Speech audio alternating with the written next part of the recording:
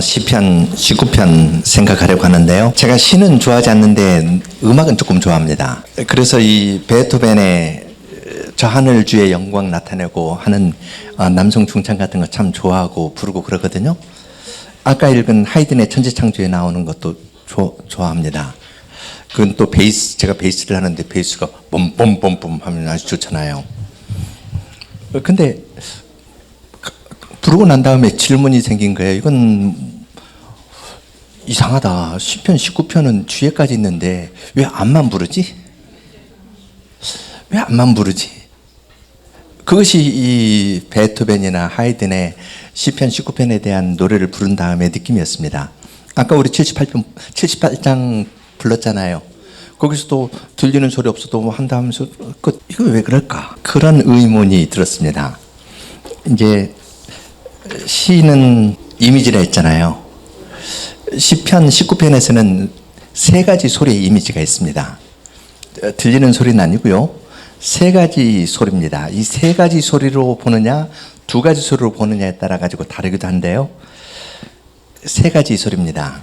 첫째는 1절부터 6절까지는 자연 만물을 통해서 하나님께서 말씀하시는 거가 있고요. 그 다음에 우리가 7절부터 9절의 말씀은 좋죠. 여호와의 율법은 완전하여 영혼을 소성케 하고 여호와의 증거는 믿을만하여서 철부지를 지혜롭게 한다. 여호와의 규례는 정직하여서 마음을 기쁘게 하고 여호와의 계명은 맑아서 눈을 밝게 한다. 여호와 경외함은 순결하여서 영원토록 서 있고 여호와의 판단은 참되어서 한결같이 의롭다. 그것은 금보다 많은 순금보다 더 사모할 것이고 꿀과 송일꿀보다 더 달콤하다. 하나님께서 이제 조금 더 하면 신학교 다닐 때는 19편 앞에 자연계시, 뒤에 특별계시, 말씀에 의한 계시, 자연계시, 말씀에 의한 계시 멈추는 거예요. 음악하는 사람보다 하나 더 나갔네. 음악하는 사람은 앞에 것만 1절부터 6절까지만 했는데요. 특별계시 이야기하니까 역시 신학교니까 좋네. 그런데 그 다음 질문이 있는 거예요. 왜 뒤는 뭐지?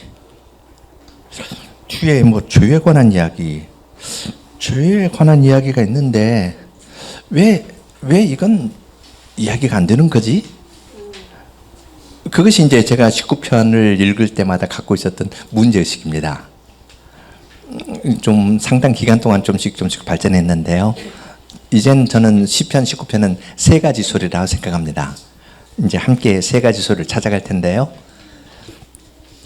첫 번째는 자연에 관한 거고요. 그 다음 7절, 8절, 9절, 10절에서는 여호와의 율법에 관한 겁니다. 여러분 한번 생각해 보십시오. 7절 여호와의 율법, 여호와의 증거, 8절 여호와의 규례, 여호와의 계명, 9절 여호와 경외함, 여호와 판단. 여호와라는 말이 몇 번 나오죠? 6번이죠? 이스라엘 사람들에게 6 하면은 그 다음에 뭘 기대할까요? 7이죠. 7번째 여호와라는 말이 어디 나오나요?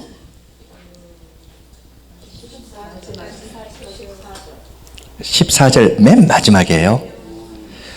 여호와 주님 하면서 여호와를 부르도록 하는 겁니다. 달리 말하면 여호와의 계명을 주시고 여호와의 율법을 나에게 주신 것 6번 이야기한 것은 7번째를 위한 겁니다. 7번째는 내가 여호와를 여호와 주님 이렇게 부르면서 나오도록 하려고 하나님께서 말씀을 주신 겁니다. 이건 마지막에 여호와 주님 하는 것은 누구 소리인가요? 내 소리예요. 시인의 소리입니다. 그런데 여기에서 이야기하는 것은 별로 좋은 이야기는 아닙니다. 13절 주의 종을 또한 고범죄로부터 보호해 주시고 그 죄가 나를 주장치 못하게 해 주십시오. 내가 말씀을 잘 깨달았다고 해서 사람들에게 잘 가르쳐가면 좋을 텐데 말씀을 듣고 난 다음에 내가 죄인입니다. 그걸 고백하라는 말이거든요. 나의 구속자, 나의 반석, 나의 구속자 여호와 주님 부를 때에는 하나님을 구속자라고 이야기할 때는 내 죄를 고백하는 거잖아요. 14절에 여호와 주님을 고백하게 하려고 앞에 있는 말이 있는 겁니다. 다시 조금 정리를 하면요. 하나님께서 해를 떠가지고 우리에게 말씀하시는 거가 있어요. 여호와의 말씀을 우리에게 6번 강조하면서 주신 거가 있습니다. 그 다음에 7번째는요, 마이크를 딱 넘겨주신 거예요. 자, 이제 네가 가지고 말해봐라. 뭐라고 말씀하시겠어요? 나의 반석, 나의 구속자, 여호와 주님. 우리가 말하도록 하나님께서 마이크를 주시는 겁니다. 고백할 때 나의 죄를 고백하는 겁니다. 달리 말하면 하나님께서 해를 비춰주시는 건요, 해를 통해서 말씀해 주시는 건 뭘 하기 위해서냐면 내 죄를 고백하고 하나님께 여호와 주님, 그렇게 고백하도록 하려고 하나님께서 오늘 또 해를 보내시는 겁니다. 나에게 말씀을 내려주시는 건 이걸로 죄를 깨닫고 나를 피난처로 찾아서 나를 반석으로, 나를 구속자로, 나를 너의 여호와라고 고백하면서 나에게 나오너라, 이렇게 하려고 이 말씀을 주셨다는 겁니다. 그러니까 우리가 죄를 고백하는 이것이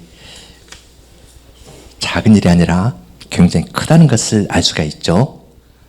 이 세 소리입니다. 세 가지 소리입니다. 자연의 소리와 말씀의 소리와 율법의 소리와 죄인의 고백하는 소리가 있습니다. 이것은 우리가 율법을 어떻게 이해해야 될지 이제 조금 이따가 119편 볼 텐데요. 율법을 어떻게 이해해야 될지에 대한 창문 역할도 합니다. 율법에서 무엇을 어떻게 봐야 될지를 알면은 이제 우리의 마음이 조금 더 넓어질 겁니다. 자, 그럼 먼저 1절부터 6절 제 사역한 것으로 교독을 하도록 하겠습니다. 1절, 하늘은 하나님의 영광을 선포하고 궁창은 그분 손의 솜씨를 나타낸다.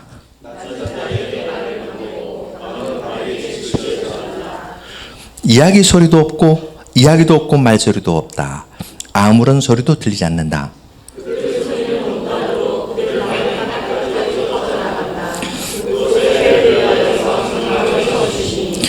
해는 신방에서 나오는 신랑과 같고 용사처럼 신나게 길을 달린다.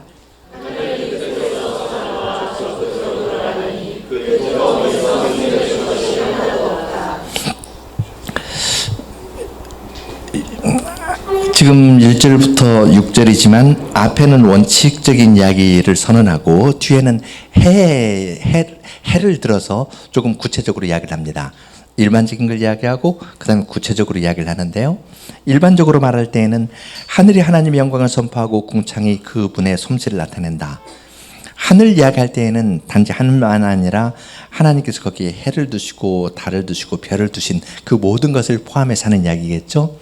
하늘이 하나님의 영광을 선포하고 궁창이 그분의 손의 솜씨를 나타낸다고 이야기를 합니다. 그래서 낮은 낮에게 말을 건네고 밤은 밤에게 지식을 전합니다. 그런데 아침에 해가 뜨면 이걸로 이야기하는 그림은 뭘까요? 낮은 낮에게 이야기를 하고 밤은 밤에게. 그 다음에 뒤에 해는 신방에서 나오는 신랑과 같고 용사처럼 신나게 길을 달린다. 하늘 이 끝에서 솟아나와 산을 저 끝으로 달려간다, 돌아간다, 이렇게 이야기를 하니까 낮은 낮에게 말을 건네고 밤은 밤에게 지식을 전한다는 것은 밤낮 운행하는 겁니다. 해가 이렇게 운행하는 거예요. 아침에 해가 뜨면은 달이 이렇게 빛을 잃고요. 해가 지면은 저쪽 하얗게 있던 달이 노을해지면서 이제 빛을 나타내고 온 누리를 비추는 그런 이야기를 합니다. 들리는 소리는 없지만 그들이 어떤 말을 하고 어떤 지식을 전하는 겁니다. 그 소리가 온 땅에 가득하다고 이야기합니다. 온 땅에 가득한 그 소리에서 이야기하는 것은 뭘까요? 뭘 선포하나요? 하나님의 영광입니다. 하나님께서 자연 만물을 딱 지으셨더니 그것이 그대로 이루어지는 겁니다. 우리가 말하는 하나님의 영광을 이야기하는 언어와 달리 자연의 언어로 하나님의 영광과 그분이 손으로 지은 것을 다 나타낸다고 이야기를 합니다. 들리지 않지만 하나님께서 하시는 일을 해와 달과 별의 운행을 보면서 시인은 노래합니다. 그러면서 이제 조금 더 구체적으로 이야기를 하죠. 4절 뒷부분부터 해는 그곳에 해를 위하여 장막을 쳐주시니까 해가 신랑으로 비유합니다. 신랑이 저녁에 사랑하는 아내와 잘 쉬고 흡족히 사랑을 나눈 다음에 아침에 일어나서 힘이 나가지고 직장으로 힘있게 달려나가는 겁니다. 아주 사랑하는 아내를 위해서 내가 나가서 열심히 일해가지고 또 저녁에 올 테니까 아내가 싸준 도시락 들고 이제 직장으로 힘있게 나가는 겁니다. 지금 그런 분위기입니다. 해는 신방에서 나와가지고 오늘 또 사랑하는 가족을 위해서 내 힘써 일한다면서 운행하는 것을 용사처럼 달리는 것으로 이야기를 합니다. 용사처럼 신나게 길을 달립니다. 하늘 이 끝에서 솟아나와가지고 하늘 저 끝까지 돌아가니까 그 뜨거움에서 피한 것이 없다고 이야기를 합니다. 그러면 하나님께서 해를 위해서 장막을 쳐주셨는데요. 장막은 어디에 있을까요? 어디요? 지구 아래에 있는 것, 밑에 있는 것 같아요. 궁창이 아니고 하늘 이 끝에서 나와서 하늘 저 끝까지 가고, 하나님께서 장막을 쳐두셨으니까 장막에 가서 쭉 쉬다가 그 다음에 아침에 다시 신방에서 나오는 신랑처럼 또 힘있게 달린다. 그렇게 이야기를 하는 겁니다. 그 장막은 하늘에 있는 것가 아니라 시편 19편에서 이야기하는 장막은 진 다음에, 해가 진 다음에 이 밑에 쉬는 것을 장막으로 표현했습니다. 재밌는 그림이죠? 그리고 실제 그 당시 고대 근동의 벽화를 보면 이런 식으로 그림이 그려져 있습니다. 해가 나와서 가고 밑으로 이렇게 운행하고 이러는 것으로 지금 그림을 그리면서 이야기를 합니다. 그런데 이것이 그 당시에 고대 근동의 그림들 그런 거 있거든요. 이렇게 있으면 떠서 하고 저녁에는 밑에서 가가지고 배 타고 쫙 건너서 이렇게 동쪽에서 떠가지고 그 다음날 뜨는데요. 이미지가 비슷하지만 이집트 사람들이 이것을 보면 좋아하지 않았을 겁니다. 왜 그럴까요? 태양을 신으로 섬겼거든요. 오벨리스크가 있는데 오벨리스크 정면에 해가 뜨면 정면에 딱 비추거든요. 우리나라 석굴암처럼. 석굴암은 물론 규모가 작습니다. 조그만 골짜기에 이렇게 와서 멋있게 표현하지만 가서 보면은 규모도 작죠. 오벨리스크는 크거든요. 태양을 신으로 섬기고 있습니다. 그런데 시편 19편에서는 그 태양이 신이 아니라 하나님의 종입니다. 하나님께서 명령을 내리시니까 해는 어려운 말을 쓰면요, 1호 차착도 없이 털끝만큼 틀어지는 것도 없이 그대로 운행합니다. 만약 해가 늦잠 자가지고 한 1분 늦게 뜨면 어떨까요? 아내하고 싸우다가 한 2분쯤 늦게 나오면 어떻게 될까요?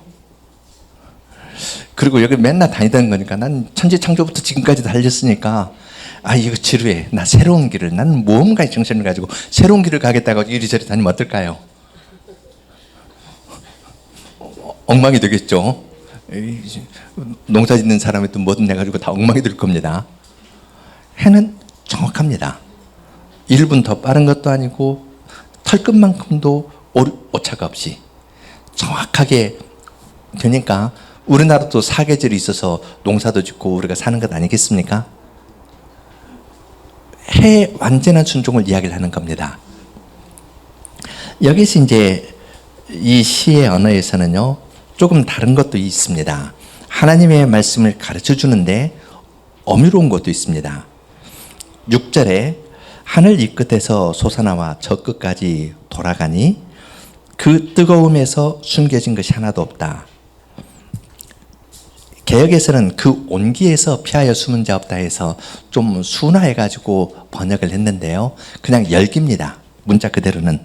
그 열기에서 숨겨진 것이 없다 했는데 그 열기라는 말은 다른 데를 보면은 하나님의 그 분함, 하나님께서 우상을 섬긴 이스라엘 백성에게 쏟는 분함, 이런 걸 표현한 똑같은 단어입니다. 어떤 것은 이 좋은 커피는, 좋은 음식은 뭐 먹으면 처음 볼 때하고 혀에 남는 잔향하고 다르다고 그러잖아요. 티 좋아하는 분들은 그렇고 커피 좋아하는 사람들은 또 뭐 처음 하는데 나중에는 신맛인데 뭐 어떻게 쓴맛이 어떻게 하면서 뭐라고 재밌게 이야기를 하죠. 살짝 달라지는데요. 언어도 마찬가지입니다. 태양의 순종을 이야기를 하면서 태양의 열기를 이야기를 합니다. 태양의 따뜻함에서 피하여 숨은 것 하나도 없죠. 태양의 열기가 있으니까 농사가 되지 않습니까? 모든 데로 다 미치는 거예요. 그런데 거기에 생각할 말을 하나 딱 두는 겁니다. 태양의 열기. 이 열기는 하나님의 심판이거든요. 해의 완전한 순종을 보이면서 뜨거운 심판의 뜨거움을 이야기를 합니다. 그건 듣는 사람이 이것을 깨닫도록 하려고 괄호를 하나 만든 겁니다. 태양이 부드럽게 가지만 순종하지만 그 열기는 누구를 향한 건가요? 누구요? 불순종하는 사람. 하나님께서 명령을 내리시니까 손으로 지으신 하늘과 별들 보면은 거기에 하나님께서 주신 대로 가거든요. 태양은 완전히 순종합니다. 그런데 불순종하는 자들에게는 하나님의 진노가 있다. 엄유가 있다. 아무도 하나님의 엄유와 엄유로운 진노에서 피하여 숨을 수 없다는 것을 이야기를 합니다.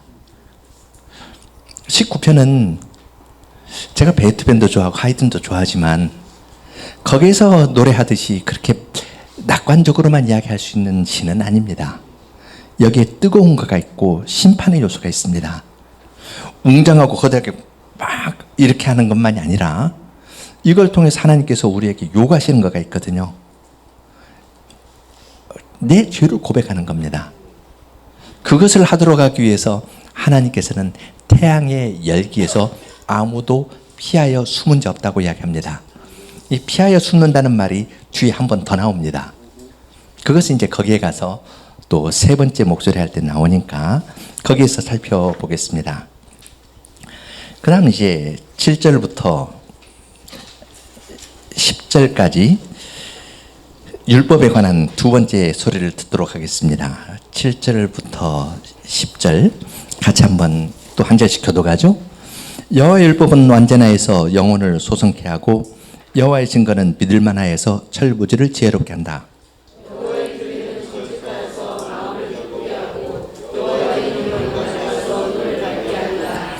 여호와 경외함은 순결하여서 영원토록 서 있고 여호와의 판단은 참되어서 한결같이 의롭다.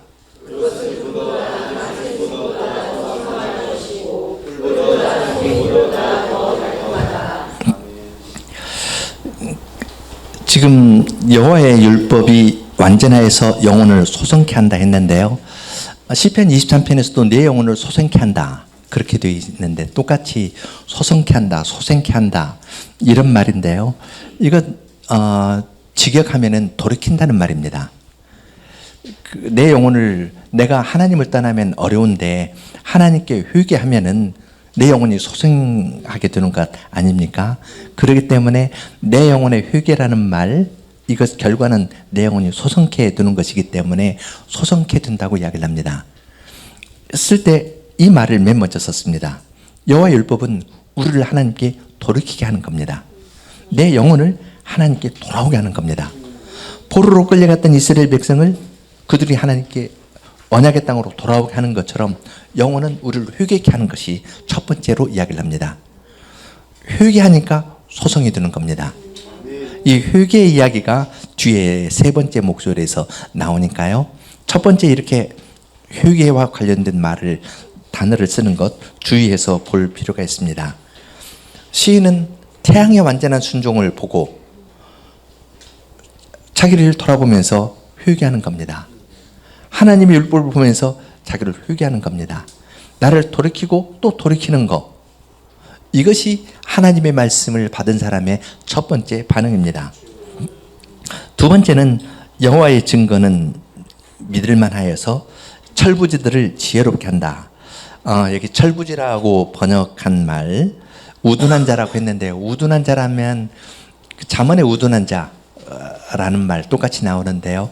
우둔하면은 너무 좀 같이 좀 부정적으로 사용하는 말이죠. 그래서 철부지는 아직 이제 좀 커서 선악을 잘 분별하지 못하고 부모로부터 독립은 해야겠는데 몸은 컸는데 아직 머리는 좀 안 크고 뭐 이런 정도 사람입니다.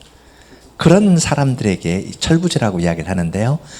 잠언에 보면은 지혜의 여인이 청하기도 하고 우둔한 여인이 초청하기도 하고 그러죠. 그 대상이 되는 것이 이제 이 철부지 혹은 우둔한 자라고 했습니다. 그러한 사람에게 주님께서 지혜를 주신다고 이야기를 합니다. 세 번째는 여호와의 규례는 정직하여 마음을 기쁘게 한다고 이야기합니다. 내가 의도하던 것을 잘 이루게 되면 참 기쁘잖아요. 하나님의 말씀이 어떠한 나에게 지혜를 주어가지고 원하는 것을 잘 이룰 수 있도록 해줍니다. 그래서 하나님께서 하나님의 말씀을 따라서 했더니, 정직한 말씀을 따라서 했더니 일이 안 될 것 같았는데 더 잘 되는 겁니다. 그럼 하나님께서 나를 받아주셨구나. 그렇게 생각하니까 일을 이룬 것보다도 하나님께서 하나님의 말씀을 따라 행한 나를 받아주셨다는 것 때문에 우리는 기뻐하지 않습니까? 이룬 것보다도 하나님이 받아주셨다는 것 때문에 의로운 말씀이 이루어지니까 마음이 기쁘게 됩니다. 넷째는 여호와의 눈은 맑아서 눈을 밝게 합니다. 눈이 밝기 때문에 어떤 것을 볼 것을 바르게 봅니다. 또 성경에서 눈이 어둡다, 눈이 밝다라는 것은 생명이 활발하게 발휘되는 것, 좀 활발하게 발휘되지 않는 것을 표현할 때 이런 말을 씁니다. 눈이 어두우면 온몸이 어둡거든요. 눈이 밝으면 볼 것을 바르게 보면은 그 사람은 아주 모든 활동을 활기차게 할 수가 있죠. 여호와의 눈은 우리에게 눈을 밝게 해서 그 볼 것을 바르게 보게 합니다. 지금 네 가지 이야기를 했죠. 여호와의 율법, 여호와의 증거, 여호와의 규례, 여호와의 계명. 그런데 다섯 번째는 말이 살짝 바뀝니다. 같은 말을 쓰다가요, 한번 살짝 바꾸는 겁니다. 그 고등학교 요즘에는 또 그런 말이 있는지 어떤지 모르는데, 제 고등학교 교과서 고등학교 다닐 때 청자연적 뭐 이야기를 하면서 마지막에 살짝 트는 거 들었을 때 그 도자기 아름다움에 관한 묘사가 생각나는데요. 그냥 찍어내듯이 똑같이 하는 것이 아니라 하나님의 계명에 대해서 이야기를 하는데요.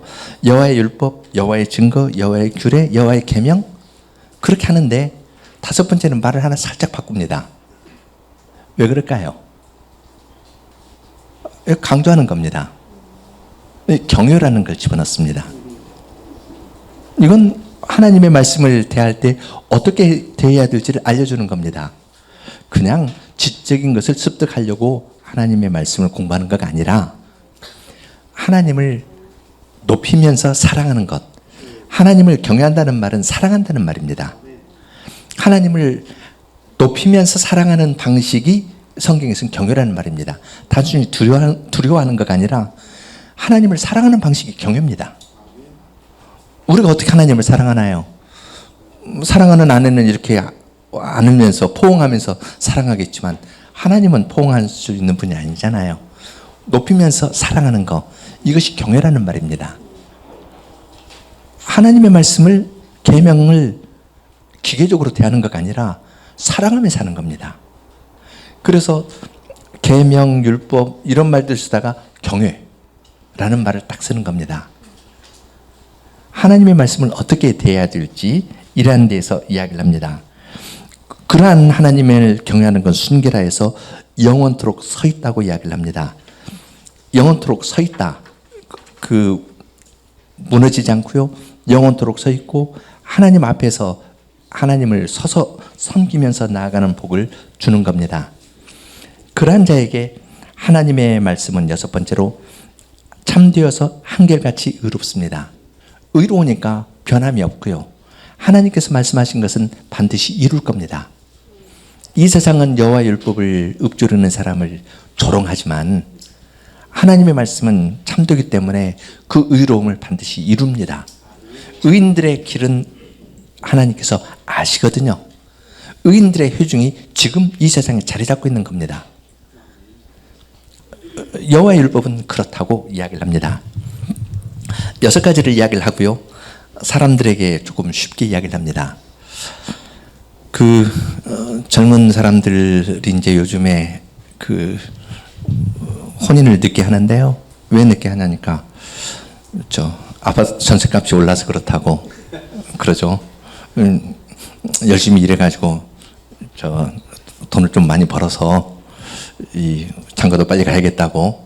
그런데 이제 어느 수준이 넘으니까 이제 좀 포기하는 듯한 표현과 말들을 하는 것들도 가까이에서 볼 수 있는데요. 금이나 은이라는 것이 이건 보통이 아닙니다. 실제 돈을 벌어보면요, 여기 계신 분들 다 경험하시겠지만 그냥 아르바이트로 조금 할 때하고 가족을 책임지면서 할 때하고 다르거든요. 하나님의 율법에 관한 이야기를 하면서 연약한 우리들을 위해서 그것은 금이나 많은 순금보다도 더 사모할 것이라고 이야기를 합니다. 금이나 은, 이것이 이룰 수 있는 건 많거든요. 금이나 은이 많이 있으면은 이것으로 그냥 사람들 하는 말로 가정도 어느 정도 좀 세우고 생활도 여유 있고 좀 인간답게 살 수 있는데, 그 조금 없으면 더 먼 데에서 살아야 되고요. 더 출퇴근하는데 시간 많이 보내고 그래야 되지 않습니까? 돈에 무게가 있거든요. 그런데 이 돈의 정금의 무게보다도 하나님의 말씀이 더 무겁다고 이야기를 합니다. 그리고 이것은 꿀과 송이꿀보다 더 달콤하다고 이야기를 하는데요. 내가 황 목사님에게 미국에서 공부할 때 이 조언 받은 거가 있는데 황 목사님 기억할지 못할지 모르겠는데요. 제가 이제 방학 때 한국을 나오니까 황 목사님이 뭘 사가라고 저에게 어드바이스를 해준 적이 있는데 기억나세요? 지금 우리가 꿀과 송이꿀에 관한 이야기를 하고 있잖아요. 예, 꿀이었습니다. 그때 미국 그 마트에 가면은 꿀이 그 곰병에 든 꿀 1달러였는데요. 이거 한국 가져와가지고 사람들 주면은 야, 이건 미국 꿀이다고 아주 귀하게 생각했거든요. 제가 꿀 이야기를 하는 것은 몸이 요즘에는 사람들이 단 것을 많이 먹기 때문에 요즘 아이들은 꿀 안 좋아합니다. 그런데 이 단 것을 많이 먹기 이전 사람들은 꿀 하면은 이 몸이 당기는 겁니다. 몸이 당을 원해요. 이거 안 먹으면 힘이 탁 쳐지는 겁니다. 근데 조금 먹으면 힘이 생기거든요. 지금 여기서 말하는 건 그런 겁니다. 요나단이 이 블레셋하고 싸울 때 지팡이로 꿀을 조금 했더니 눈이 맑아졌다 그랬잖아요. 힘이 났거든요. 이제 요즘 아이들은 꿀 싫다고, 단 거 싫다고. 왜냐하면 다른 데서 단 걸 많이 먹었기 때문에. 그런데 지금 여기서 이야기할 때는 몸에 아주 몸이 당기는 겁니다. 몸이 간절히 원하는 거예요. 이 당시에 꿀이라는 것은 몸이 정말로 원하는 겁니다. 그러한 것처럼 너에게 활력과 힘을 주는 것이라고 이야기를 합니다. 하나님의 말씀은, 여호와의 말씀은 이렇다 하면서 이제 6가지로 이야기를 합니다. 그러면 이제 하나님께서 여호와의 말씀으로 이야기하신 거가 있어요. 거기에 대한 반응이 11절부터 14절입니다. 한 절씩 교독을 해보죠. 11절. 주의 종이 또한 거기서 경고를 받으니 그것을 지킴으로 큰 상을 받을 것입니다.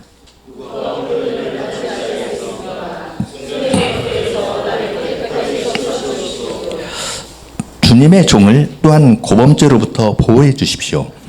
그 죄가 저를 주장하지 못하게 해 주십시오. 그러면 제가 온전하여 큰 반역죄에서 벗어나겠습니다.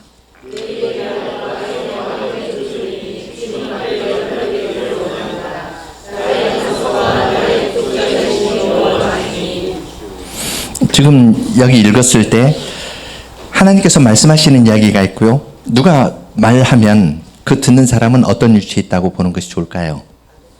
주인 이야기를 하면은 종이죠. 지금 11절, 13절에서 주님의 종이라는 말이 2번 나오죠. 말을 안 듣는 것은 반역죄에 해당할 겁니다. 종이 주인의 말을 안 듣고 다른 생각하면 반역하는 거잖아요. 그래서 말씀, 종, 반역죄, 이건 같은 이미지로 이렇게 이해할 수 있습니다. 하나님께서 말씀을 해주시니까요, 종이 경고를 받고 하나님의 말씀을 지킴으로 큰 상을 받는다고 이야기합니다. 그러면 여기서 이야기하는 큰 상이 뭘까요? 우선은 시편 19편의 맥락에서 봐야겠죠. 앞으로 갈 수도 있고요, 뒤로 갈 수도 있습니다. 여호와의 말씀을 들었어요. 그것은 금이나 정금으로 해결할 수 없는 것, 그걸 풀어주는 거고요. 그것은 꿀과 송이꿀이 나에게 활력을 주는 것보다도 내 생활에 더 활력을 주는 겁니다. 말씀이 주는 그 상을 받는데요, 어떤 걸까요? 그렇죠. 내 죄로부터 구원해 주는 겁니다. 태양의 완전한 순종과 하나님의 율법의 완전한 것을 보았을 때 시인은 거기에서 자기의 죄를 생각합니다. 자기의 죄를 생각하면서 나는 종입니다. 나는 반역죄를 짓지 않겠습니다.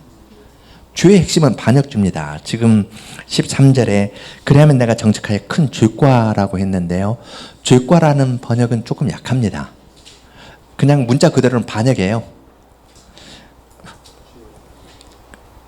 어떤 왕이 있는데요, 왕에게 가장 큰 죄는 뭘까요? 신하가 바람 폈어요. 그것이 문제가 될까요? 횡령했어요. 뭐 조금 작은 액수면 오케이입니다. 근데 이 신하가, 능력 있는 신하가 나에게 반역한다면 어떨까요? 그럼 죽여야 되는 겁니다. 아주 리얼한 이야기입니다. 하나님은 천지를 지으신 분이시고 말씀을 내려주신 분인데 나는 종이거든요. 그러니까 시인은 하나님 말씀을 듣고 자기 위치를 깨닫는 겁니다. 나는 주님의 종입니다. 나는 반역죄 안 지켰습니다. 그런데 왜 이런 고백을 할까요? 여러분은 하나님 말씀 들으면 그대로 합니까? 하지 말라니까 어떤가요? 더 하고 싶죠? 그것이 우리입니다. 바울 사도가 로마서 7장에서 고백하는 것이 바로 이거 아닙니까? 탐내지 말라 했더니 더 탐내는 거예요. 시인이 씨름하는 문제는 이 문제입니다. 태양의 완전한 순종과 하나님의 율법의 완전한 것을 보는데, 그러한 것을 볼 때 나는 반역하고 싶거든요. 난 거세게 반항하고 싶습니다. 그러한 때 시인은 자기를 꺾습니다. 나는 주님의 종입니다. 그리고 주님을 나의 반석이시고, 주님은 반석이어서 변함이 없으신 분이시거든요. 내가 피하면 언제든지 나를 구원해 주실 분이시고 나의 구속자, 내 죄의 문제를 풀어주시는 친척으로서 이 고엘이거든요. 보아스가 나오미의 고엘인 것처럼 고엘이거든요. 내 문제를 가정 식구처럼 여겨서 풀어주실 분이고, 그리고 나의 여호와, 주님은 여호와다, 그렇게 고백하는 겁니다. 그러면서 시인은 내 입의 말, 마음의 읊조림, 주님 앞에 연락되기를 바란다고 이야기합니다. 12절, 숨겨진 것들에서 나를 깨끗하게 해주십시오 했는데요, 이건 6절에 붙어 있습니다. 6절, 그 뜨거움에서 숨겨진 것이 하나도 없다.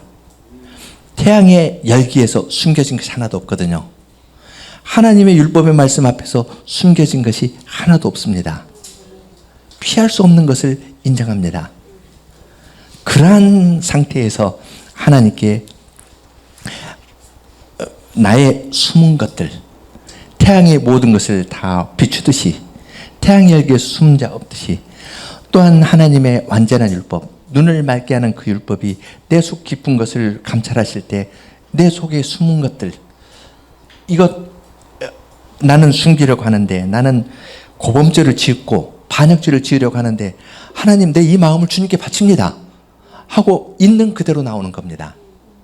내가 조금 수리한 다음에 나오겠다는 것이 아니라, 내 마음에 있는 고범죄를 지으려는 거, 반역하려는 거, 이것 안 하겠습니다. 그런데 나는 할 수 없습니다. 하나님은 나의 반석이시고 나의 구속자이시고 여호와 주님이시지 않습니까? 여호와입니다 하면서 주님께 피하는 겁니다. 시인은 이러한 죄를 고백할 때 확신이 있었을까요? 없었을까요? 분명한 확신이 있는 겁니다.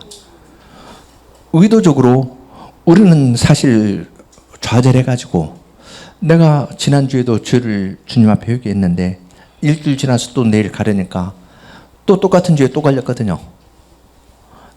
정도가 좀 덜하다고 하지만 그러나 여전히 벗어나지 못하는 문제가 나에게 있습니다. 그러한 때 하나님께서는 이 시로 말씀하시는 겁니다. 여호와의 율법, 여호와의 증거, 여호와의 규례, 여호와의 계명, 여호와 경외함, 여호와 판단 6번 이야기했다. 이제 7번째는 내 차례다. 나에게 여호와라고 부르면서 오너라. 그러면서 마이크를 넘겨주시는 겁니다. 이것이 하나님의 율법이 우리에게 가르쳐주는 겁니다. 왜 해가 뜰까요? 하나님께서 해를 보내신 이유는 무엇이겠습니까? 해의 열기에서 피하여 숨은 자 없다. 너의 모든 죄 내가 다 알고 있다. 가려진 거 없다. 그걸 보여주시는 겁니다. 왜 보여주실까요? 많은 사람 앞에서 공개 망신시키려고 하시는 걸까요? 여호와라고 부르면서 나에게 나오너라. 나에게 나오너라. 주님의 초청입니다. 여호와의 율법은 엄격한 여기 율법이라는 말을 했지만 이건 딱딱한 거 아닙니다. 이것으로 하나님의 사랑을 알려주고 거기에 미치지 못하는 우리의 현실을 부르면서 주님께서 7번째는 마이크를 넘겨주는 겁니다. 여호와라고 부르면서 오너라. 오늘 아침 공부할 때 사도행전 13장 37절로 39절 읽었는데요. 쭉 그 13장 이야기를 하면서 부활에 관한 이야기를 하고 형제들아 너희가 알 것은 이 사람은 힘입어 주의 사함을 너희에게 전하는 이것이라. 이것이 예수 그리스도의 사역의 정점이었거든요. 19편의 정점도 그것입니다. 똑같습니다. 하나님의 율법에서 이렇게 은혜를 깨닫고 하나님을 여호와 주님 나의 반석이고 나의 구속자이시고 여호와 주님입니다 하면서 피하는 소리를 하나님께서 원하시는 겁니다. 19편에 3가지 소리가 있습니다. 자연의 소리가 있고 율법의 소리가 있고 죄인의 고백하는 소리가 있습니다. 나를 불쌍히 여겨주십시오 라는 이 고백이 가장 아름다운 소리입니다. 주님께서는 이 소리를 우리 가운데에서 듣기 원하여서 오늘 또 해를 보내셨고 매 주일마다 목사를 통해 여러분에게 하나님 말씀을 전해주십니다. 그건 3번째 소리를 위해서입니다. 나를 긍휼히 여겨주십시오. 나는 죄인으로소이다. 이것이 세상에서 가장 아름다운 소리입니다. 그러한 자를 구원하시려고 하나님께서는 아드님을 보내시되 예수라는 이름으로 그가 자기 백성을 저희 죄에서 구원할 자이심이라 하는 예수라는 이름으로 보내주셨고 그 일을 감당하는 것은 성령 하나님으로 기름 부음을 받아야 되기 때문에 그리스도로 메시아로 보내서 구원의 일을 이루셨습니다. 그 일을 이루신 것은 우리의 고백을 위한 겁니다. 우리가 고백 안 하면 하늘에 계신 주님께서 매우 싫어하실 겁니다. 그분의 진노에서 피하여 숨을 자 없습니다.